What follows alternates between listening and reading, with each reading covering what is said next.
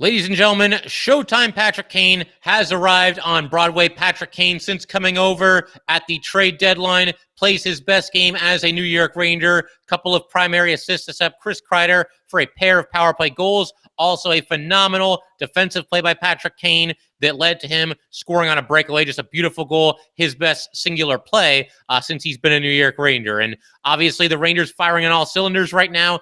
They go up 2-0 with another 5-1 victory on the road against the New Jersey Devils. And we're going to be breaking this all down in a special post-game episode with Trey Matthews of Locked On New Jersey Devils. Always a lot of fun talking hockey with Trey and talking about Patrick Kane's big night, whole bunch of other stuff as well, and making predictions for Game 3 and just having a good time talking some hockey. So enjoy. All righty now, what is up, New Jersey and also New York, baby? Welcome back to the Locked On Devils and also the Locked On Rangers show here on the Locked On Network. I'm your host, college hockey play-by-play announcer, Devils writer for Pucks and Pitchforks, and also part-time credential media member Trey Matthews, joined alongside John Chick of Locked On Rangers, and we're doing a post-game crossover reaction kind of thing. So, John, back-to-back games and back-to-back 5-1 losses for New Jersey. I don't even know what else to say, but first and foremost, how you doing? You're up 2-0, but in the words of Kobe Bryant, job's not finished. So, Yeah, no, I mean, feeling pretty good. And you're right, the job is not finished. This is the NHL, this is the Stanley Cup playoffs. Anything can always happen. But as far as the first two games, going on the road, playing your division rival, a matchup that has been pretty even throughout the regular season. I know the Devils won 3 out of 4, but these games have mostly been competitive. I don't think there are too many Ranger fans that could have envisioned a much better start. I mean, they really are firing on all cylinders. I'm seeing, basically domination as far as special teams is concerned. Everybody's getting involved as far as the scoring goes. The Rangers are doing a really nice job against some of the Devils' star players. Jack Hughes has looked all right at times, but I think for the most part, they've done a nice job containing him. And in particular, I think the Rangers have done a nice job shutting down Bratt as well as Meyer. Those two have both been very quiet. And, it's a little bit cliche, Trey, but they always say that your best players need to be your best players around this time of the year. And right now, I think that's the difference. The Rangers are doing that. And the Devils, the series is not over, but thus far, they have not been able to do that. And I think that's kind of been reflected in the final score of each of these games here. Yeah, I mean, the one thing I could say about Timo Meier, at least he's asserting himself physically because he did lead the Devils in the hits category with 7. So that's the one thing I liked from Timo Meier. Yes, he's not scoring, and I projected for him to just go on a tear during the course of the playoffs. But unfortunately, the Rangers, like you said, they're shutting down our best players. Nico Hischier, he's not really doing much. Jack Hughes not doing much. And the worst part is Jesper Bratt and Timo Meier, they're set to become restricted free agents at the conclusion of this season. So they're trying to get that money. But unfortunately, their stock just continues to dip just a little bit more. I don't know if that helps the Devils or what, but yeah, they're not performing up to the standard I'm sure they would like. But I just want to begin with this because I know a lot of Rangers fans are going to have a field day with me. Okay, I will admit, I heavily underestimated the Rangers. I was basing everything off during the course of the regular season. But here's the thing. 13-game win streaks don't usually happen. 52 wins don't usually just happen. 100-plus points during the regular season doesn't usually happen. I heavily underestimated the Rangers. Please don't come at me, all right? I admit it, all right? There you go. Now, please leave me alone. But we have a lot to break down, but The one thing I want to talk about, at least for the Devils side of things, they surprisingly scratched Jonas Siegenthaler for this game. And according to Todd Cordell, he said that Siegenthaler led the Devils defenseman with a 66.92 expected goals for percentage in game 1 and was not on any of the New York's power play goals. And yet he was a healthy scratch for Brendan Smith. So a lot of people are probably wondering, why is that the case for New Jersey Devils? Why did Lindy Ruff decide to do that? My educated guess was that I guess he wanted the Devils to play more physical. But unfortunately, in this case, you got to be careful what you wish for because the Devils just played like a bunch of goons out there. They were picked. I get it's your rival. I get you're just trying to find some sort of energy booster. But at the same time, that is not how you do it because we saw Brendan Smith. He got a penalty early. I'll give him the benefit of the doubt. It was a bit of a cheap call. But someone else who should have been a scratch, quite honestly, was Miles Wood. Miles Wood this is the second game in a row in which he gets a costly penalty that results in I believe Chris Kreider scored again during the course of that power play opportunity. So it's just like, why is Miles Wood doing this? Look, I've defended Miles Wood for the past few weeks, but that is unacceptable because the New York Rangers, they've scored 9 times on Vanacek, and I believe 4 of those times are on the power play. And I shouldn't have to be concerned about the penalty kill for Devils because during the course of the season, their penalty kill was one of the best in the NHL, and now it's completely shut down. At least the Devils were able to do something on their respective power play, thanks to Eric Haula. But it has been just a train wreck these last 2 games. Now you got to go into enemy territory at Madison Square Garden. You're down 0-2. Rangers have full momentum, and you've been outscored 10-2. I don't know what to think of Vitek Vanacek at this point. This is one of the concerns I had. Can he step up during the course of the playoffs? I get it's not entirely on him, but still, I expected just a little bit better. But yeah, I don't know why Lindy Ruff benched Jonas Siegenthaler. At first, I thought he was going to go with 11-7 line combination, but luckily he didn't. And this lineup was either going to go one or two ways. It was either going to go really well or absolutely terrible. And it went absolutely terrible, like 50 feet deep terrible kind of thing. Yeah. So, yeah, that's where my frustrations boiled in because I'm just like, why are you trying to get more physical when I honestly, that wasn't the issue for the Devils. The issue was just poor execution on special teams. I don't think that came from a lack of physicality. And now look what happened toward the end of the game as well. We saw a lot of players head to the showers early. I lost count. I saw Nathan Bastian. I saw Miles Wood. I saw who else? I saw Timo Meier. And I'm pretty sure I'm missing a few other players. But the Devils just played like a bunch of goons out there. It was just embarrassing to see. Toward the end, it definitely felt like that was probably going to happen because there's obviously been some bad blood between these teams, throughout the last couple of seasons, and it's intensified this year with obviously both teams winning a lot of games and becoming contenders right before our eyes here. I didn't really have all that much of an issue as far as the refs handing out all those misconducts. I saw some people complaining about it on Twitter, but one fight or 2 fights near the end of the game, that's fine. That's going to happen. And I'm sure from the Devils' point of view, they want to try to send the message that, we're not going to go away kind of a thing. But I also don't want to see anybody get hurt in garbage time on either side. So when they started, throwing people out left and right, I get the feeling, if that's a closer game, they wouldn't have done that. But the fact that it was 5-1, it was kind of like, let's just get these guys out of here and not have them, giving each other concussions or taking each other out for the playoffs. So I didn't have too much of an issue with that, but yeah, I mean, it's playoff hockey. It's a great rivalry, and there's always got to be at least some of that. I'm kind of surprised it took as long as it did for a fight to break out, and I'm not endorsing senseless violence or anything like that. But again, there's animosity, there's bad blood between these teams, and I think a lot of times if there's going to be nastiness in a playoff series, sometimes Game 2 is right around when it'll happen because somebody's down 1-0 and the series has a little bit of an identity now, and they got to come out and assert themselves and send a message early. So, it wasn't too surprising to see, temperatures boil over, so to speak. But one thing I wanted to ask you about, Trey.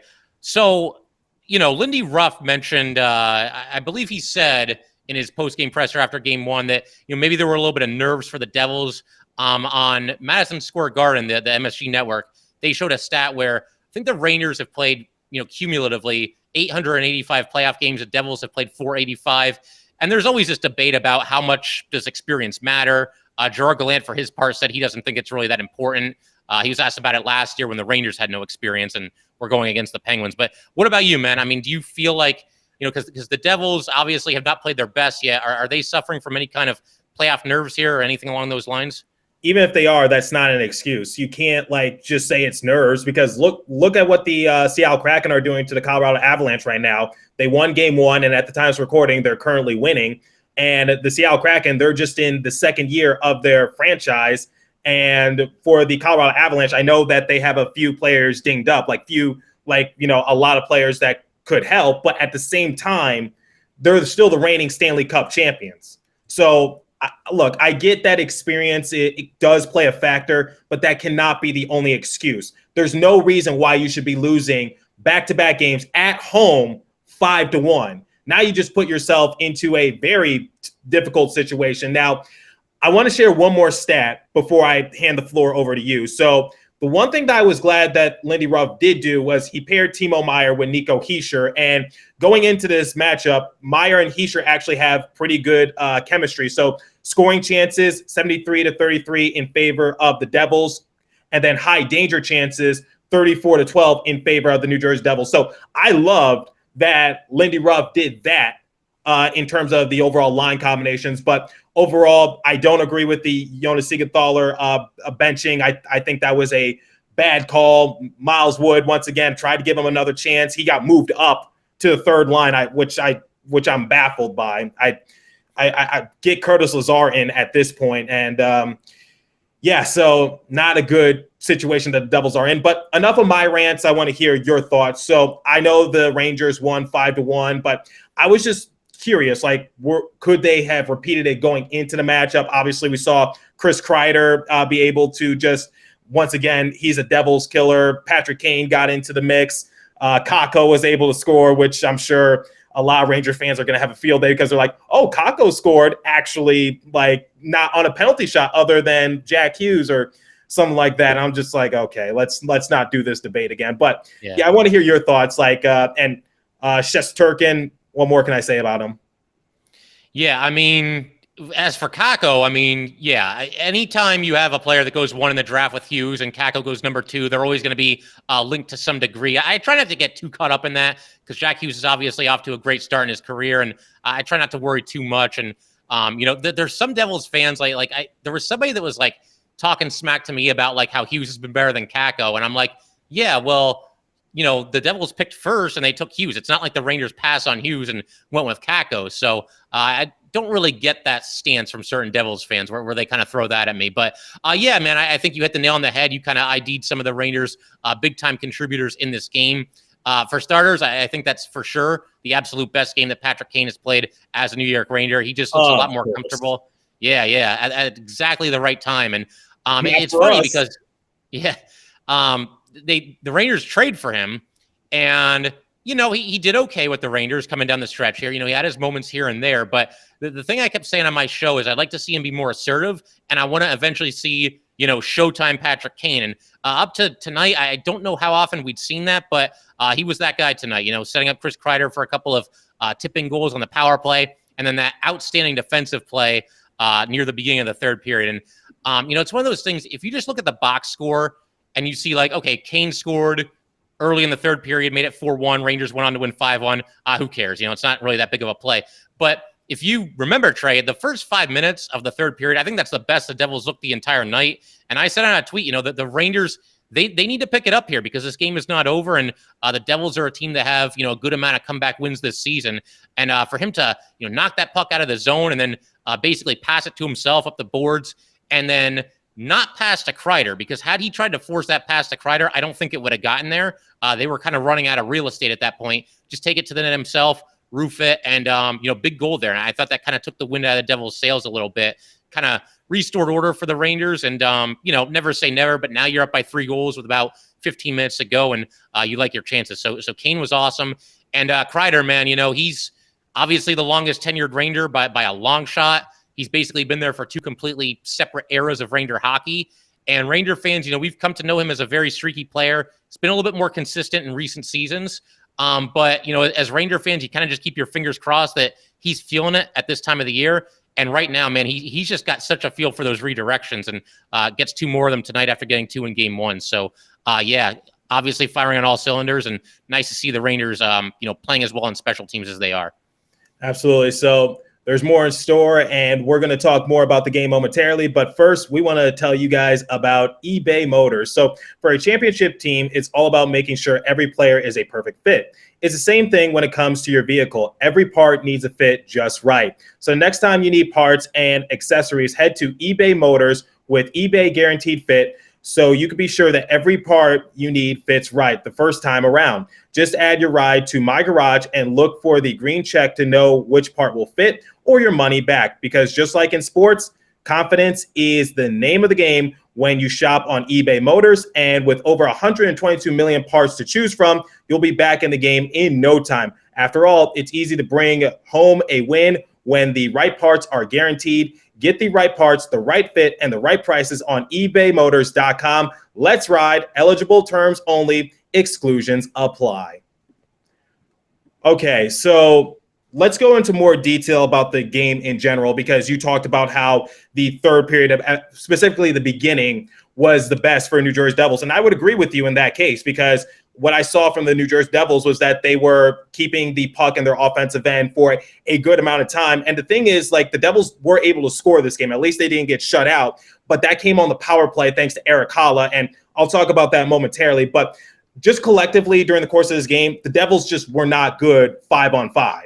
And like, they just looked like that every passing lane, every chance that they try to create for themselves, it just was never in that big a danger to go past Shesterkin. So that was what I realized, at least on the when the Devils were even strength with the Rangers. But the thing is like, I talked about having to improve on the special teams, but the Devils gave the Rangers 7 power play opportunities.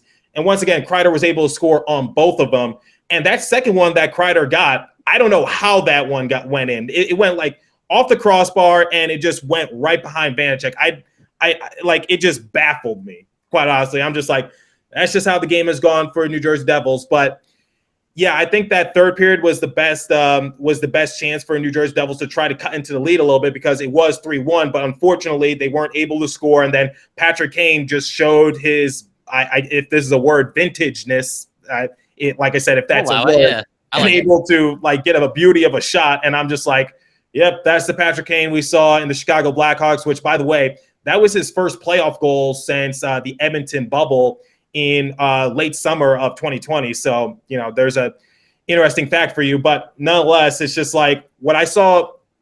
Yeah, what I just saw was Devils just not good on 5-on-5. And I think it was evident in period number 1, which is why the Devils were getting so many icings, because what I saw was the Rangers just clogging up neutral zone and not giving the Devils an inch of breathing room to try to go on the rush, because that's what makes the Devils so successful, is that they like to get out and run. And that was one of the things I was hoping that could go into their favor for this series, which was if the Devils go off and running, if they give Jack Hughes running room, if they give Nico Hischier, Jesper Bratt, Timo Meier, maybe even Dougie Hamilton a chance, whatever case might be, then I think the New Jersey Devils can definitely rack up the goals. But there's a reason why 2 of their goals, like one came on a penalty shot and one came on the power play, had to come at some sort of like advantage on their end. It's because the Rangers are doing an excellent job of just clogging up those lanes. And the only positive thing I could say is that Erik Haula on the power play, it was a beautiful setup from the top of the point, and he and McLeod were just laying down low, and Palat was just able to locate both him and McLeod, and Erik Haula was just able to tip it on in, and Devils took their first lead of the series. But unfortunately, after that period, the period number 1, it was just all downhill from there. So I got to ask you, what did you notice specifically from the Rangers? Because I talked about their neutral ice defense. I talked about how they forced the Devils to get a lot of icing calls early on. Talked about how they're not giving the Devils an inch of breathing room to go off and run. So I'm curious to hear your thoughts as to like what makes the Rangers so successful in that department. And by the way, shout out to Adam Fox once again, because he's racking up the assists.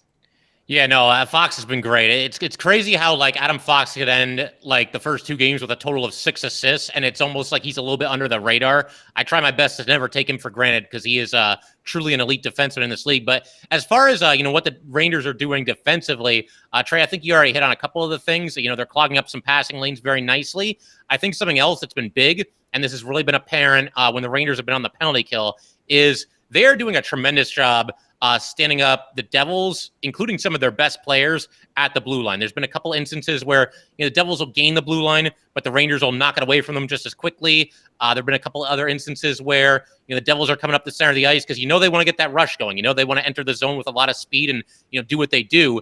And the Rangers will force somebody to go east-west, and as a result of that, the play ends up being offside. We've seen a couple examples of that in these 2 games as well. The penalty kill has just been awesome. It just feels like the Rangers, they just got everything working defensively. They pressure the puck when the opportunity is there, but nobody's like jumping out of their skates to chase the puck, and they've got good defensive positioning. Their sticks are always in the right position. I think the puck recovery has been very good in the instances where Igor gives up a rebound. It seems like the Rangers far more often than not are getting to the rebound a little bit quicker than the Devils are. And in the case of the penalty kill, often clearing it down the rink. So yeah, man, just kind of firing on all cylinders defensively. And that's kind of a product of the players they have. They have a lot of good, really good defensive forwards on this team. Everybody from Mika Zibanejad, who's a superstar, to somebody like Barclay Goodrow, who's out there on the fourth line, and he's been great. He's been one of the unsung heroes of this series so far, I think. Going down, blocking shots, getting clears on the penalty kill, mixing it up when he has to mix it up. Just good stuff all around from the Ranger defense. And Igor, like you said, you mentioned him a second ago. He was good in this game, but unlike game one, where he had a couple of those really nice highlight reel saves, I didn't really see too many saves that were like, oh my God, what a save. It was more Ranger team defense. And, that was huge in this game, and they really limited the Devils' chances. Don't mean to interrupt you, but exactly. That's what I said a few minutes ago, which was none of the shot attempts that at least I saw were in any danger of like going past Igor. And like, because normally I'll tweet out or acknowledge like, wow, that was a good save. Unfortunately, Devils got handcuffed. But no, it's just like you're making it very easy for one of the best goaltenders in the game today. And Shesterkin just unfortunately, Devils once again weren't able to make him work aside from that power play, which I'm glad the Devils were able to score on it once again. But it's just like, ay. So yeah, that's just my mindset, which is like the Devils, you got to make it a little harder. You got to try to get those grade A chances. You got to try to get into the high danger situations and make Igor uncomfortable. But for the most part, Igor didn't really have to work all that hard unless it was, I would say, aside from period number 3 early on when the Devils were able to force the Rangers into a long shift. Yeah, for sure. And there's something else I got to throw out here real quick that I think my listeners will certainly appreciate, because pretty much, we're on episode 800 and something of Locked On Rangers at this point, and there's something that I've gotten on them for at times, like pretty much ever since this podcast has existed. It feels like, even this year and even last year a little bit when the Rangers obviously improved, there are times where a goal is scored and they're kind of asleep on the shift that immediately follows a goal. It tends to be more after they score as opposed to the opponent scoring, but there's times where they're just not at their best there. And it's a little thing, but I think they've been very good at that in this series. They're just not having shifts where they fall asleep, and they're really sharp on that shift that follows a goal, which is very important. The momentum can swing very quickly in these playoff games, and whether they're scoring or the Devils are scoring, they've been very good on the shift that follows a goal there. All right, so like I do with every show, compare the stats and then give the Devils a letter grade and have some final thoughts, because we got to go to Madison Square Garden on Saturday, and that's not going to be easy. So when looking at the overall stats, shots on goal category, 30-23 in favor of the Rangers. Face-off percentage, Devils won that department, 56% to 44%. Power play, Rangers were 2 for 7, once again, thanks to Chris Kreider. Chris Kreider has how many power play goals this series? I lost. He's got 4. He's got 2 in each, and they're all in those deflections too. Yeah. So, geez. Yeah. Godspeed for the Devils. This is just, it's painful to watch at times. And like I said, that second goal, that second power play goal of this game, that was just bad luck. But sometimes better be lucky than good. Sometimes it was a nice deflection, but there were a couple. It was almost like Plinko from The Price is Right, where the puck's bouncing here, it's bouncing there, and it ends up in the net. It felt like it was in slow motion when the puck was in the air there, for me at least. Ish.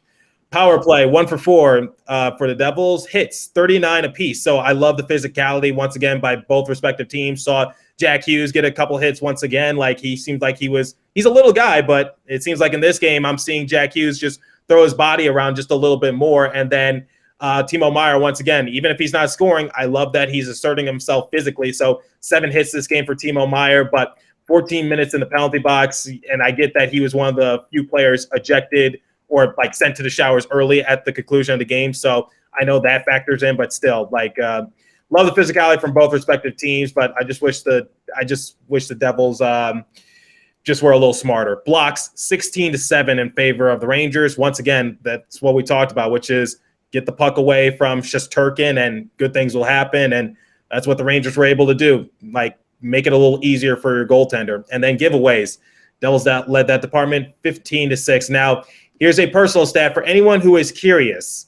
So the Devils' all-time series record when trailing 1-0 in a playoff is 10-14. However, they are now 0-2. So New Jersey's total series record when trailing 2-0 in a series is 1-7 and 1-2 when starting at home. So there's some hope for you. So the Devils are 1-2 in playoff series in which they drop the first 2 games at home. So I'm just trying to give some hope here. I hear you, man. I hear you. You know, it's a tough way to start a series. I can remember this is like going all the way back to the 90s, so I'm really aging myself here. But there was a series where I think the Rangers were playing the Canadiens, and they lost the first 2 at home, and they reeled off 4 in a row. So, I mean, it's something that can be done. Rangers were down 2-0 to the Canes last year and came back. But, you know, as far as Ranger fans are concerned, I think everybody's feeling pretty good about the way these first 2 games have unfolded. And I'm sure Madison Square Garden is going to be going nuts, you know, come game 3. That's going to be an electric atmosphere. And Trey, I'll let you get back to the stats real quick, but there's something I must ask you about before I forget, before we call it a night here. So Vanacek obviously hasn't been at his best. I don't know that there's been a ton of soft goals. The Rangers are just making it happen. And in some instances, maybe he hasn't gotten some help. But I'm curious what you think here. I think I already know the answer to this, but do you think, A, that the Devils will stick with Vanacek, and B, if it was your choice, would you stick with him for game 3? Well, I was actually going to talk about that after I gave the letter grade, but I guess we could do that right now. So, like, yeah. I was going to ask you the same question, just in a different way. Like, any adjustments the Rangers need to make going home for game 3? Well, here are the few adjustments that I want to see made for Devils. So for Vanacek, I don't blame all the goals on him because, like I said, Chris Kreider has like 4 power play goals, and Vanacek has seen nine goals go past him, and obviously the Rangers had 1 empty netter goal, so 10 goals total. It's a tough one because, like I said, I don't think it's entirely on Vanacek per se, but I do think you need to switch it up for this case because you don't want to risk it and go down 3-0 because it might be in Vanacek's head just a little bit more. So what I expect for the New Jersey Devils is to start Akira Schmid the next game. And Mackenzie Blackwood, he's scratched. I don't anticipate to see a Mackenzie Blackwood sighting for next game because then you're really going to get a rise out of the Devils discourse. But yeah, so I think one of the few changes I want to see made are get Siegenthaler back into the lineup. Do not put Brendan Smith back in because he gets unnecessary penalties, and the physicality, in my eyes, is not an issue for the Devils. In fact, they took it to great lengths this game. And I love the effort, and I love the fire and passion, but not necessary. That wasn't the issue. So get Brendan Smith out the lineup. If you are going to put someone else in on the defense, maybe Luke Hughes, but I wouldn't put my money where my mouth is. So I don't anticipate for Luke Hughes to be back out there. But hey, if the Devils are desperate for something, then what the hell? Give it a shot. So the changes I want to. So going back to changes, Siegenthaler back into the lineup. Miles Wood gets scratched. Too many instances in which he puts the Devils on the PK, and as a result, Kreider is able to score. So get him out the lineup. Get Brendan Smith out the lineup. And for the goalie situation, like you alluded to, I think we're going to see Akira Schmid in net because I think at this case, you don't want to go down 3-0. If it's down 3-0, then the series is pretty much over. But right now, it does lean into the favor of the Rangers if I'm being realistic. But I still haven't given hope in the Devils. I did say Devils in 6, but hey, maybe I could say Devils in 7 now. But like I said, it's I'm just hoping that the Devils are able to rebound quickly, and they only have a couple days to do so. So those are my personal changes. And now I'm going to give the question right to you. I know the Rangers pretty much have been hitting on all cylinders, but are there any changes you want to see made to the Rangers or any final thoughts leading up into the next matchup? Yeah, no, I mean, the way these games have unfolded, I think you'd be crazy to change anything. I want the same line combinations. I want the same, power play units, the same PK units, the same amount of ice time for everybody. Everything's really been clicking right now, so I don't think there's really any changes to make. It's funny because, coming down the stretch here, I threw out the idea of the Rangers maybe flip-flopping Kane and Tarasenko on the power play. You drop Kane down to the second power play. You move Tarasenko up to the first power play. But this is why Gerard Gallant is the coach of the Rangers, and I'm not, because we saw what Kane did on the power play tonight. It wasn't just even the 2 assists. It was just the fact that he was moving the puck very nicely, had a couple of shots, and, just looks comfortable. And he was talking about that actually during one of the intermissions where, he mentioned that he feels like only now, since he got traded here, that is this power play unit really starting to come into its own and really starting to click and fire on all cylinders. And obviously we're seeing that in the results. And yeah, I mean, I don't think there's any chance they would do anything different as far as who's in the lineup or what the line combinations would be. Yeah, so that I kind of expected that, but like I said, just wanted to reciprocate the question just a little bit. So Sure. if I had to give the Devils a letter grade, unfortunately, they took a couple steps backwards from their last matchup. They showed no improvement in my eyes other than power play. 5-on-5 was terrible. Execution was lacking. Once again, penalty kill was atrocious. Questionable lineup decisions by Lindy Ruff that didn't pan out. And just embarrassing losing the first two games at home. So I got to give the Devils an F, and I don't give them Fs too often. So if I give them an F, yeah, that's where I stand on this whole thing. It's like I've never seen the Devils lose this bad, because the last time they lost back-to-back games in regulation, you would have to go back to late December. I saw that, against the Boston Bruins. Mm-hmm. And even then, against those games against the Boston Bruins, at least they were competitive, and at least they gave themselves a shot. Unfortunately, the Bruins, and lo and behold, the Bruins, breaking the franchise or the all-time record for most wins and most points in a single season. Just what more can you say? So at least the Devils gave themselves a chance in that game, but I've never seen them lose this bad in embarrassing fashion back-to-back games. So yeah, that's where I stand. How about you? Yeah, man. I mean, as far as like the next game and as far as what we're expecting, you want to throw out like predictions for that? Yeah. So predictions, I'm going to stay optimistic. I think the Devils will get their act together. I think they'll make the necessary changes to the lineup. I think Lindy Ruff will come to his senses. And I think the Devils, because here's the thing, the Devils are actually a good road team. Like, I know it's not it's not like as jarring as it once was, but at the same time, I'm not going to underestimate them on the road for this season. So when looking at the record, the Devils had a record of 28-9-4 on the road this season. So yeah, and that's actually better than their home record. So by just a couple games. So I still think the Devils have a chance. It's not going to be easy, but at the same time, they're 1-for-7 all time when down 0-2 in a playoff series. So look, why doubt the Devils now? That people doubted them going into the season. People doubted them in late December, January. People doubted Jack Hughes. People doubted the Devils left and right. They said they were going to fizzle out. They said they weren't going to keep that consistency going throughout the course of the year.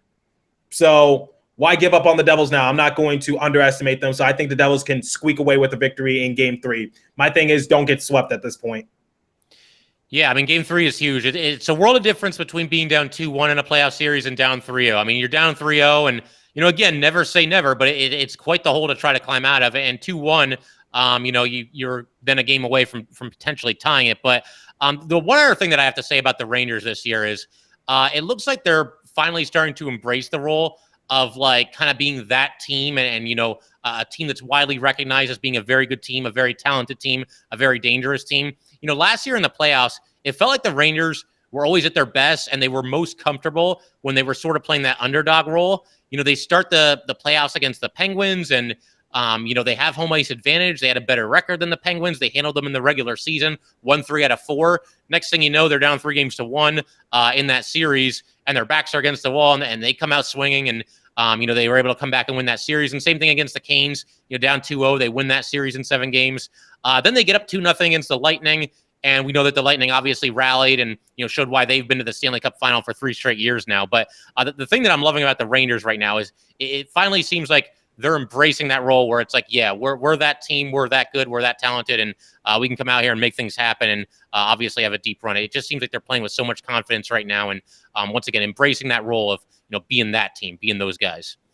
So, yep. But as far as a prediction, I do have to throw that out there. So I'll say the Rangers, they're rolling right now, but I do think it'll be a little bit closer. Sooner or later, there's going to be some kind of a pushback from the Devils, I would imagine. So I will say the Rangers eke out a 3-2 win in Game 3 at home in Madison Square Garden. But I'd be crazy to pick against them right now after seeing what I've seen in these first 2 games. It's not out of the realm of possibility that the Devils could win, but obviously, if you're a Ranger fan and you're not confident in them right now, then I don't think you were watching these last 2 games all that closely. So, yeah, give me a Ranger win.